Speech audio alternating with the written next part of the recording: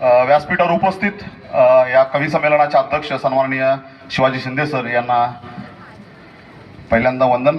आणि गोड शब्दात सांगितलंय की प्रास्ताविक करू नका, डायरेक्ट कवितेला सुरुवात करा.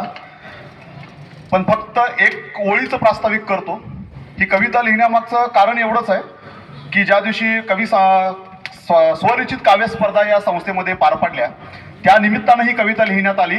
आणि कवितेचा विषय निवडण्याचं कारण म्हणजे ज्या वेळेला माझं बीएससी झालं होतं आणि बीएससी झाल्यानंतर पुढं काय करावं हा प्रश्न होता. त्यावेळेला या बेळगावच्या एका वृत्तपत्रामध्ये कर्नाटक सरकार यावर्षी शिक्षकांच्या 14,000 जागा भरणार अशी ॲड छापून आली, बातमी छापून आली.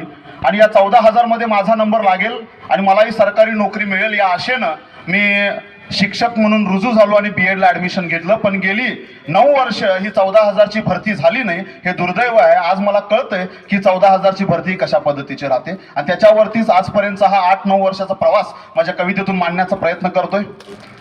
का कुणाचं ठाऊक मी शिक्षक होऊन बसलो, का कुणाचं ठाऊक मी शिक्षक होऊन बसलो, 14,000ची शिक्षक भरती या बातमीत कसा फसलो. का कुणाचं ठाऊक मी शिक्षक होऊन बसलो, 14,000ची शिक्षक भरती या बातमीत कसा फसलो. कळलेच नाही 8 वर्षाचा वनवास कधी सरला. अहो कळलेच नाही 8 वर्षाचा वनवास कधी सरला. बिनपगारी फुल अधिकारी हा कोटाही आता भरला. बिनपगारी फुल अधिकारी हा कोटाही आता भरला. अशातही शिक्षकांच्या तालमीत मी कसलो. का कुणाचं ठाऊक मी शिक्षक होऊन बसलो, का कुणाचं ठाऊक मी शिक्षक होऊन बसलो. कष्टाने आईबापाने शिकवून मोठं केलं.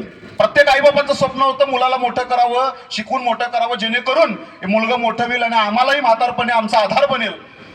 कष्टाने आईबापाने शिकवून मोठं केलं, शिकलेलं पोरगं बिनपगारी राबून मेलं. आज होईल उद्या होईल अशी आशा मनी बाळगून, आज होईल उद्या होईल अशी आशा मनी बाळगून प्रयत्नार्थी परमेश्वर हे जगालाही सांगून मी विधानसभेच्या पायरी समोर धरणे देऊन बसलो. का कुणाचं ठाऊक मी शिक्षक होऊन बसलो, का कुणाचं ठाऊक मी शिक्षक होऊन बसलो. फक्त माझ्या समोर शिक्षक आहेत, व्यासपीठावर शिक्षक आहेत आणि या शिक्षकांची व्यथा मी मांडतोय. फक्त शिकवणं म्हणजे आमचं काम नाही आहे. आम्हाला वाटतं ते बीएडला ऍडमिशन घेताना की मुलांना शिकवणं आमचं काम आहे. नाही, फक्त शिकवणं काम नाही आहे. विधानसभेसमोर आंदोलन करणं काम आहे, जिल्हाधिकाऱ्यांना निवेदन देणं काम आहे, मंत्र्यांच्या मागं फिरणं काम आहे, स्वतःच्या पगारासाठी सरकारकडे भीक मागणं सुद्धा काम आहे. हे खऱ्या अर्थानं या समाजाचं दुर्दैव आहे. अनुदानाच्या वाटेवरती मी हरवलो होतो अंधारात. अनुदानाच्या वाटेवरती मी हरवलो होतो अंधारात. संघटनेच्या साथीनं मी लढलो सरकारी दरबारात. दरवर्षी मोर्चे काढून निवेदनांचा पाऊस पडला. अहो दरवर्षी मोर्चे काढून निवेदनांचा पाऊस पडला. हा प्रश्न सोडविताना मात्र पुढाऱ्यांचा स्वार्थ नडला. हा प्रश्न सोडविताना मात्र पुढाऱ्यांचा स्वार्थ नडला. अहो मंत्र्यांच्या मागे फिरून मी 100 जोड घासलो. का कुणाचं ठाऊक मी शिक्षक होऊन बसलो, का कुणाचं ठाऊक मी शिक्षक होऊन बसलो. माझा विषय गणिताचा आहे आणि कवितेत थोडं गणित बोललं पाहिजे, कारण शिकवत आलोय 9 वर्ष गणित. बे एक के बे, बे दोन्ही चार. मुलांचा आवडता सब्जेक्ट कुठला आवडत नाही विचारला तर पहिला गणिताचं नाव येतं. गणिताचा वर्ग म्हणजे बे एक के बे आणि बे दोन्ही चार. गणिताचा वर्ग म्हणजे बे एक के बे, बे दोन्ही चार. कितीतरी विद्यार्थ्यांच्या मी नय्या केल्या पार. अजूनही भरपूर मला शिकवण्याची हौस. त्या हौसेपोटी गमावला मी 2 वेळचा घास. त्या हौसेपोटी गमावला मी 2 वेळचा घास. त्या घासाच्या आशेपोटी मी खोबऱ्यावानी किसलो. का कुणाचं ठाऊक मी शिक्षक होऊन बसलो, का कुणाचं ठाऊक मी शिक्षक होऊन बसलो. आज विनाअनुदानित शिक्षक म्हणून काम करत असताना एक समस्या मात्र आम्हाला सर्वात जाणवते माझ्यासारख्या तरुण शिक्षकांना, की जर समजा नोकरी नाही तर छोकरी नाही. या समाजात असं आहे, ओरडा जोरात. नोकरी नाही तर छोकरी नाही. सरकारी नोकरी असेल तर बोलवून मुलगी दाखवतात, नसेल तर बायोडाटा बघून लांबनच टाटा म्हणतात. हे आम्हाला आलेला अनुभव आहे. माझे मित्र तिथे बसल्यात, त्यांचा सुद्धा मला वाटतं तुमच्यासाठी समर्पित हे कडवं. अनुदान जाऊ दे, कारण एक गोष्ट सांगतो, जेव्हा महिना येतो ना आपला मे महिना, त्यावेळेला प्रत्येकाच्या स्टेटसला कुणाचे ना कुणाचे लग्नांचे स्टेटस असतात.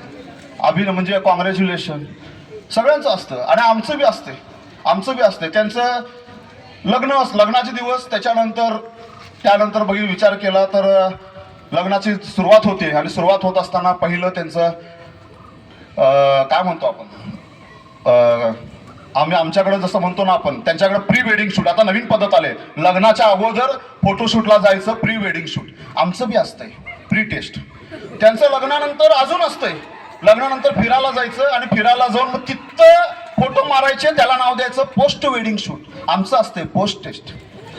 त्याच्यानंतर अजून असतं, म्हणजे लग्न झालं, लग्नानंतर चाइल्ड 1 चाइल्ड 2 आमचं FA1 FA2 फिक्स. त्यामुळं काय आहे, माझ्या विद्यार्थ्यांना चांगलं पडतंय, मी त्यांचा क्लास टीचर होतो, दुखणं माझं त्यांना माहिती आहे. अनुदान जाऊ दे आणि त्यामुळं कडवं घेतोय. अनुदान जाऊ दे, कुणीतरी कन्यादान करावं म्हणतो. अनुदान जाऊ दे, कुणीतरी कन्यादान करावं म्हणतो. जोडीदाराची वेकेंट पोस्ट या मे महिन्यात भरावी म्हणतो. अनुदान जाऊ दे, कुणीतरी कन्यादान करावं म्हणतो. जोडीदाराची वेकेंट पोस्ट या मे महिन्यात भरावी म्हणतो. MSc ची डिग्री घेऊन, आमच्याकडे डिग्रीला येतो, MSc ची डिग्री घेऊन ITत मुलगी पाहण्यास गेलो. MSc ची डिग्री घेऊन ITत मुलगी पाहण्यास गेलो. म्हणालो सुखात ठेवीन सोन्यात रंगवीन, म्हणालो सुखात ठेवीन सोन्यात रंगवीन, मुलगी मला द्या रे. मुलीच्या बापानं हळूच विचारलं, बाळा परमनंट आहेस का रे? तसाच मुलीच्या बाने हळूच विचारलं, बाळा परमनंट आहेस का रे? तसाच उठलो, रिव्हर्स गिअर टाकून मागे मागे फिरलो. का कुणास ठाऊक मी शिक्षक होऊन बसलो, का कुणास ठाऊक मी शिक्षक होऊन बसलो. आता एवढं सगळं झालं तर पण शिक्षक होण्याचा आनंद आहे. कारण भले 8 वर्षाचा वनवास असेल, पण कसा गेला कळला नाही आणि इथून पुढे चांगला जावा ही अपेक्षा करतो. आणि ही माझी प्रत्येक कविता माझ्या समोर बसलेल्या व्यासपीठावर असणाऱ्या त्या प्रत्येक शिक्षकाला समर्पित, ज्यांनी 15-15, 18-18 वर्ष या शिक्षकी पेशामध्ये कुठलीही अपेक्षा न करता सेवा केली. असे हे जीवन माझे एक संघर्षाची वारी, असे हे जीवन माझे एक संघर्षाची वारी. प्रतीक्षा केली सुखाची पण दुःख चाले दारी.